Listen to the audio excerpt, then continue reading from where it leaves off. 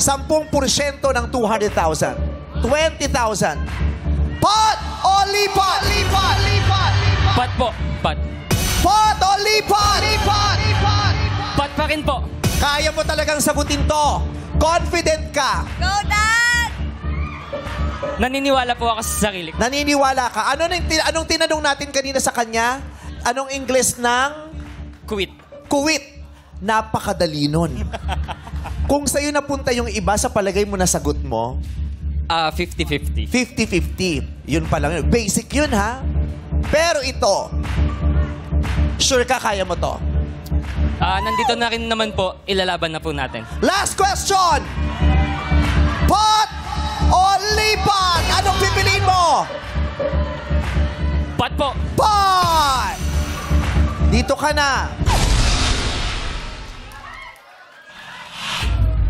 Pang-shopping nyo daw muna yung 20,000. Kaya nga ayaw ni Thanks sa Dan. 20K. Ayaw niya ng 20K. Thank you, Dan. Dan, hanga ako sa tapang mo. Buong-buo ang loob mo. Di ka nagdalawang isip. Ni hindi mo tinitignan yung offer na 20 mil. Pot ang pinili mo. Kaya naman ngayon, tatanungin na kita. Sa akin ka lamang humarap. Wala kang ibang pwedeng tignan. Strictly no coaching. Makinig ka. Huwag ka munang sumagot. Bibigyan kita ng hudyat. Sesenyasan kita kung kailan ka pwedeng sumagot at bibigyan kita ng 5 segundo para sagutin ang aking katanungan. Pag tama ang sagot mo, 200,000 pesos. Good luck, Dan. Ang tanong,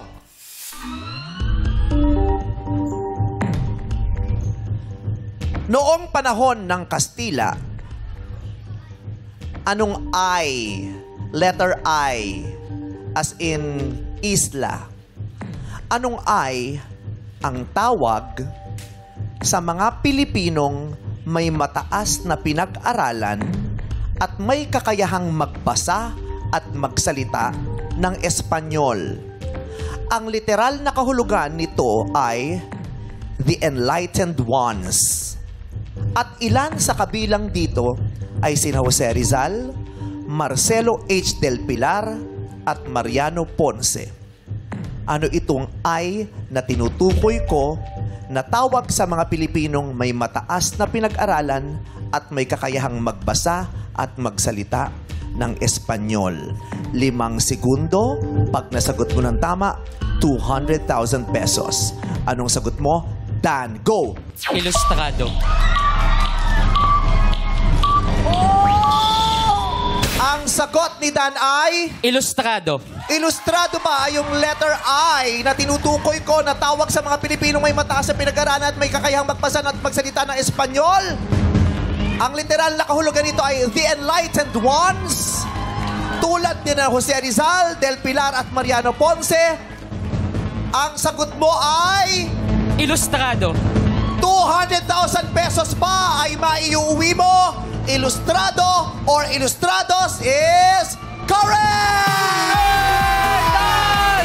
200,000 pesos! Congratulations sa'yo, Dan! Mabuhay ka! Congratulations, Dan! Woo! Yeah! 200,000 pesos! Palaban si Dan!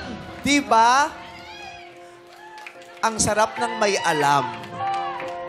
Diba? Ang kaalaman mo ay magbibigay sa'yo ng gantimpala, ng swerte, ng magandang pabuya. Diba? Ilustrado. Buti na alala mo. At mukhang mahusay ka talaga. Pag nagsasalita ka, nararamdaman ko sa iyong kahusayan at binabati kita. Pagpatuloy mo yung kahusayan mo na yan. At sana magkaroon pa ng maraming mahusay na Gen Zs at mga susunod na henerasyon. Dahil kayo ang pinakikiusapan namin at inaasahan namin para sa kinabukasan ng bansang ito. Sa inyo na lang talaga kami umaasa. Yang husay, talino at tapang ninyo. Anong gusto mong sabihin? syempre, maraming salamat po kay God. And syempre, sa pamilya ko and sa mga kaibigan ko na patuloy na sumusuporta sa akin mula simula from the very beginning na sinusuportahan nila ako sa pang-araw-araw. Mahal na mahal ko sila.